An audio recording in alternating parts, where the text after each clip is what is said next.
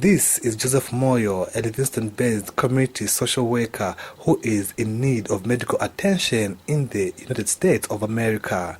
Mr. Moyo tells this reporter that he has a chronic illness of constant hiccups, which makes it difficult for him to breathe, and that it has brought about other ailments.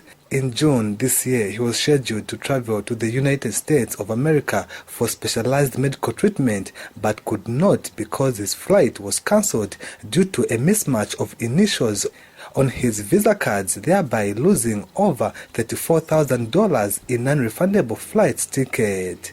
Actually, send an appeal. This appeal is for some assistance to be able to enable me to travel to the United States for medical attention. Over the years, my medical situation has been managed in the United States. That is my chronic, intractable hiccups, my back pain.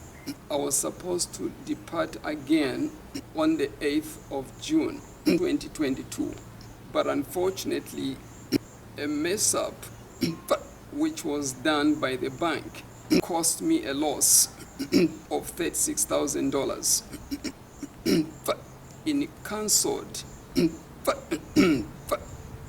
non-flex tickets.